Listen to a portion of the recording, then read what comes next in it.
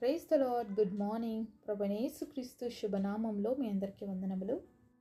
ఎలా ఉన్నారండి? అందరూ బాగున్నారా? దేవుని మహాకృపను బట్టి మీరందరూ క్షేమంగా ఉండాలని అనుదినం దేవుడి సన్నిధిలో మీ కొరకు ప్రార్థన చేస్తూ ఉన్నాను. చిన్న ప్రార్థనతో ఈరోజు దేవుని వాగ్దానాన్ని సుసంతరించుకుందామా? ప్రియమైన యేసయ్య, నీ ఘనమైన శ్రేష్టమైన నామాన్ని బట్టి మీకు వందనాలు తండ్రి. ఉదయకాల సమయంలో మా అందరికీ తెరవబడిన హృదయాలు ఇవ్వండి, వినగలిగిన చెవులు ఇవ్వండి నాయన, గ్రహించగలిగిన మా మనసు దయచేయండి. మీ స్వరాన్ని మా అందరికీ వినిపింపజేసి మమ్మల్ని అందరినీ దర్శించమని నజరేయుడైన యేసు నామములో ప్రార్థిస్తున్నాము తండ్రి, ఆమేన్. ఈరోజు దేవుని వాగ్దానము ద్వితీయోపదేశ కాండం 8వ అధ్యాయము 18వ వచనం. మీరు భాగ్యమును సంపాదించుకున్నటకై మీకు సామర్థ్యము కలుగు చేయవాడు ఆయనే. Deuteronomy chapter 8 verse 18, He that giveth the power to get wealth, that he may establish his covenant. దేవుడిచ్చినటువంటి అద్భుతమైన వాగ్దానం మనందరి జీవితంలో నెరవేర్చబడును గాక, ఆమేన్. మరి దేవుడిచ్చినటువంటి ప్రామిస్లో మనం చూసినట్లయితే, మీరు భాగ్యమును సంపాదించుకున్నటకే మనకి ఎవరు సమర్థతనిస్తారంట?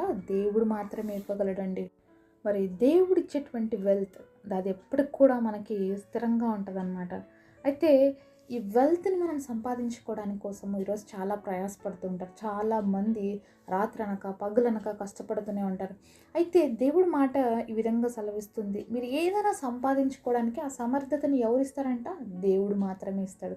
కానీ ఈరోజు మనుషులమైన మనం ఏం చేస్తాం తెలుసా? దేవుణ్ణి పక్కన పెట్టేసి సంపాదనని సంపాదించుకోవడానికి, ఈ భాగ్యాన్ని నేను పొందుకోవాలని చెప్పి అనేక రీతిలుగా ప్రయాసపడుతూ ఉన్నాము.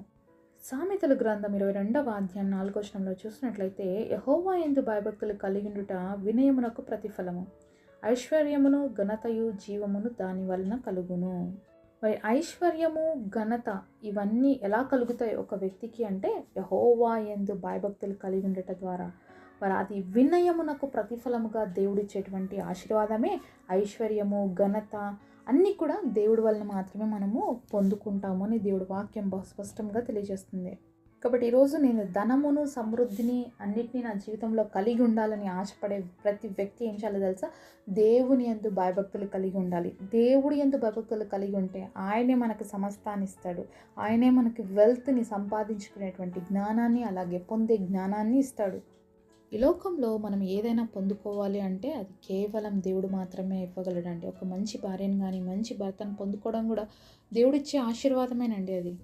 సామెతల గ్రంథము 19వ అధ్యాయము 14వ వచనం చూద్దాం. గృహమును విత్తనమును పితరులు ఇచ్చిన స్వాస్థ్యం, సుబుద్ధి గల భార్య యెహోవా యొక్క దానము. ఎంత అద్భుతమైన మాట కదా!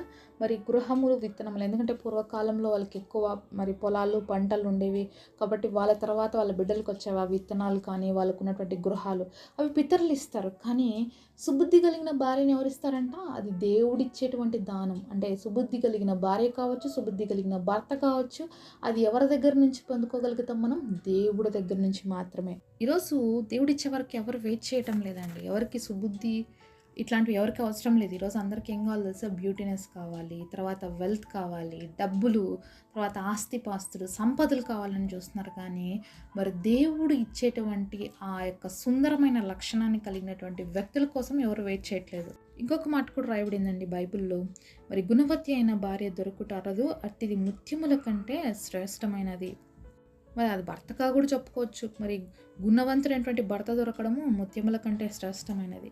కాబట్టి దేవుడు ఒక భార్యని, ఒక భర్తని మరి ఒక కుటుంబానికి ఒక దానముగా, ఒక భాగ్యముగా, ఒక సంపాదనగా ఇవ్వాలని దేవుడు ఆశపడుతున్నాడు. కానీ మనమేమో లోకంలో ఉన్నటువంటి సంపాదన వైపు పరుగులు తీస్తున్నాం. నిజంగా సుబుద్ధి కలిగి ఉండడము, గుణము కలిగి ఉండే వాళ్ళని మనం చాయిస్ చేసుకుంటేనండి మన లైఫ్ ఎప్పుడు కూడా వెల్తీగానే ఉంటుంది. అంటే ఫుల్ ఆఫ్ దేవుని యొక్క మరి బ్లెస్సింగ్స్తో నింపబడి ఉంటుంది. అదే మనకి నిజమైన వెల్త్, అదే నిజమైన భాగ్యం. అంతేగాని డబ్బులున్న వాళ్ళని పెళ్లి చేసుకోవడమో, లేకపోతే ఆస్తిపాస్తులు ఉన్న వాళ్ళని పెళ్లి చేసుకోవడమో, అందం ఉండే వాళ్ళని పెళ్లి చేసుకోవడమో ఇదే భాగ్యం అని అనుకుంటున్నారు. కానీ వాస్తవానికి అది ఎంత మాత్రము భాగ్యము కాదు. మరి దేవుడిచ్చేటువంటి గుణవంతమైనటువంటి భార్య, అలాగే భర్త, అంతేకాకుండా మరి దేవుడిచ్చేటువంటి ఆ గొప్ప దానము సుబుద్ధి కలిగినటువంటి స్త్రీ, పురుషుడు. సో ఇవి కలిగినటువంటి వ్యక్తుల కోసం మనం దేవుడి సన్నిధిలో ప్రార్థన చేయాలి. ఇది మనం ఎప్పుడు గుర్తుపెట్టుకోవాలండి. ఇవి కలిగి ఉన్నవారు మిగతా అన్నీ కూడా కలిగి ఉంటారు. కానీ ఈరోజు లోకంలో ఉన్న వాటినే చూస్తున్నారు చాలామంది. కానీ అవి దేనికి పనికిరావండి. అవన్నీ కూడా అశాశ్వతం. ఈరోజు అందం తీసుకోండి, ఎన్ని రోజులు ఉంటుందండి? ఒక వ్యక్తి ఏ సమయంలో ఏమైపోతుందో ఎవరు చెప్పలేము కదా. అందంగా ఉండే వాళ్ళని పెళ్లి చేసుకోవాలని ఆశపడినాం అనుకోండి, సడన్గా వాళ్ళకి ఏదో రోగం వచ్చిందో, లేకపోతే సడన్గా వాళ్ళ మీద ఏమన్నా పడిందో, ఏమన్నా జరిగిందో, అందం కాస్త పోతే ప్రేమ పోతుందా అండి? సో ఇది అనమాట అందంకు ఉన్నటువంటి ఇంపార్టెన్స్. కానీ ఒక మనిషికి దేవుడిచ్చినటువంటి ఆ గుణాన్ని చూసినప్పుడు, ఒక మంచి లక్షణాలని మనం చూసినప్పుడు, దాన్ని బట్టి మనం ప్రేమించగలిగితే నిజంగా అది ఎప్పుడు పోదు. ఎందుకంటే దేవుడిచ్చేటువంటి దానం, ఆ దేవుడిచ్చినటువంటి గుణం, అది భాగ్యంగా ఎంచుకోవాలి. అదే మన జీవితాల్లో ఎప్పుడు హ్యాపీనెస్ని కలుగజేస్తుంది. ఈరోజు మంచి జాబ్ కలిగి ఉన్నారా అంటే దేవుడిచ్చిన భాగ్యమేనండి. మంచి ఇల్లు కలిగి ఉన్నారా, మంచి సంపద కలిగి ఉన్నారా, లేకపోతే మంచి భార్యాభర్తలు కలిగి ఉన్నారా, మంచి బిడ్డల్ని కలిగి ఉన్నారా, మంచి తల్లిదండ్రులు కలిగి ఉన్నారా, ఇవన్నీ ఎవరు ఇచ్చినవండి? దేవుడు మాత్రమే ఇచ్చినటువంటివి. అంతేగాని మనం సంపాదించుకోలేదు ఇవేవి కూడా. మరి దేవుడిచ్చిన వీటన్నిటి బట్టి మనం స్తుతించేవారిగా, దేవుణ్ణి నిరంతరం గణపరిచేవారిగా ఉండాలండి. మరి ఏవైతే మన జీవితాల్లో కొదవగా ఉన్నాయో, ఏవైతే ఇంకా మనం పొందుకోలేకపోతాం, వాటి కోసం దేవుడి సన్నిధిలో ప్రార్థించాలని ఇస్తానంటున్నాడు. భాగ్యం సంపాదించుకోవాలంటే అది నేను కలుగజేసే సమర్థత కాబట్టి మీరు నా దగ్గరికి రండి, అవి నేను ఇస్తానని దేవుడు చెప్తున్నాడు. కాబట్టి మనుషుల వైపు, లోకం వైపు పరుగులు తీక దేవుడి వైపు చూసి మనం ప్రార్థన చేసినప్పుడు తప్పకుండా దేవుడు ఆ సమర్థతను, జ్ఞానాన్ని ఇస్తాడు. ఇక్కడ ఈరోజు మీ జీవితంలో ఏ భాగ్యాన్ని సంపాదించుకోవాలనుకుంటున్నారు, అది ఏదైనా కావచ్చు, జాబ్ కావచ్చు, మ్యారేజ్ కావచ్చు, బిడ్డలు కావచ్చు, మరి ఏదైనా కూడా పాస్తులు కావచ్చు, అవన్నీ కూడా ఎవరిస్తారంట? సంపాదించుకోవడానికి సమర్థత దేవుడు మాత్రమే ఇస్తాడు. కాబట్టి నమ్ముతారా? మరి ఈరోజు అవి మీ జీవితంలో లేకపోతే దేవుడు ఇవ్వగలడని నమ్మినట్లయితే తప్పకుండా సమర్థతని ఇచ్చి మనల్ని దేవుడు ఆ గొప్ప స్థితికి రీచ్ చేసే విధంగా చేస్తాడు. దేవుడి దగ్గరికి వస్తే నీలా సమర్థత లేకపోయినప్పటికీ కూడా దాన్ని కలుగజేసేటువంటి శక్తివంతుడు అండి దేవుడు. కాబట్టి దేవుణ్ణి పక్కన పెట్టి మిగతా వాటిని సంపాదించుకోవాలనో, మిగతా వాటిని పొందాలని ప్రయాసపడితే ఏదో ఒక రోజు మన జీవితంలో మరి దేవుడి దగ్గర నుంచి శాశ్వతంగా దూరం అయిపోయి నిత్య నరకాగ్ని పాలవుతాం. కాబట్టి మరి లోకంలో ఉన్న వాటి కోసం ప్రయాసపడుతూ దేవుని విడిచిపెట్టకూడదు ఎప్పుడు కూడా. దేవుని కలిగి ఉండి నువ్వు ఏ ప్రయత్నం చేసినా, దేవుని కలిగి ఉండి నీకు ఎంత కొంచెం ఉన్నా కూడా దేవుడు దాంట్లో సమృద్ధిని ఇవ్వగలిగిన శక్తివంతుడు.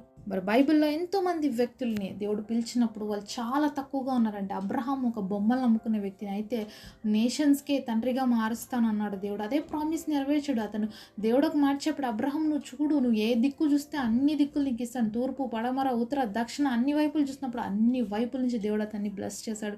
మరి యోబుని చూస్తున్నాం, ఎంత రిచ్గా దేవుడు బ్లెస్ చేశాడు. దావీదుని చూస్తున్నాం, గొర్రెలు కాచుకునేటువంటి వ్యక్తిని తీసుకుపోయి రాజుని చేశాడు.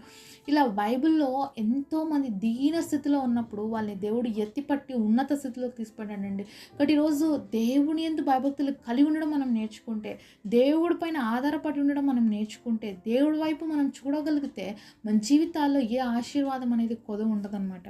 ఎందుకంటే దేవుడు మనల్ని పిలిచిందే ఆశీర్వదించడానికండి. మనల్ని దేవుడు పిలిచిందే మనం బ్లెస్డ్గా ఉండి అనేక మందికి బ్లెస్సింగ్గా ఉండడానికి దేవుడు మనల్ని పిలిచాడు. కాబట్టి మనము మొదటిగా దేవుడి సన్నిధిలోకి రావడం నేర్చుకోవాలి, దేవుని యందు భయభక్తులు కలిగి ఉండడం నేర్చుకోవాలి, ఆయన వైపు ప్రతి విషయంలో చూస్తూ ఉండడం నేర్చుకోవాలి. కాబట్టి ఈరోజు నీ జీవితంలో ఏమి సంపాదించుకోవాలని ఆశపడుతున్నావు, దేనికోసం నువ్వు ప్రయాసపడుతున్నావు, మరి దేవుడి సన్నిధికి రా. ఆ ప్రయాసం దేవుడితో చెప్పు, నాకు ఇది కావాలి ప్రభు అని అడుగు. అది ఏదైనా కావచ్చు, దేవుడు ఇవ్వటానికి శక్తివంతుడు.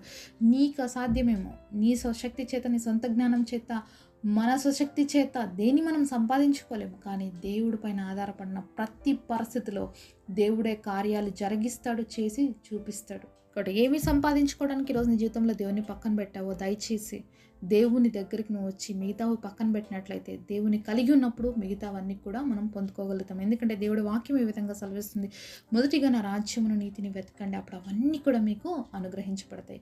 కాబట్టి దేవుని రాజ్యాన్ని నీతిని వెతుకుదాము, తద్వారా సమస్తమైనటువంటి దేవుడు చేసే అద్భుత కార్యాలు రిసీవ్ చేసుకుందాం. అట్టి కృప దేవుడు మనందరికి దయచేయును గాక.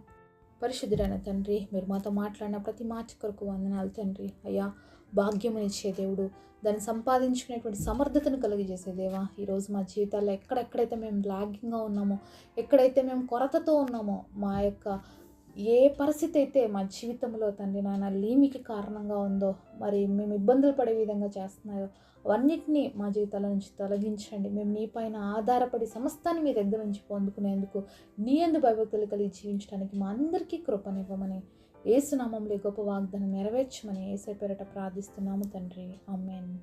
ఈరోజు బర్త్డే అలాగే వెడ్డింగ్ యానివర్సరీ సెలబ్రేట్ చేసుకుంటున్న మీ అందరికీ కూడా wish you happy birthday and happy anniversary. God bless.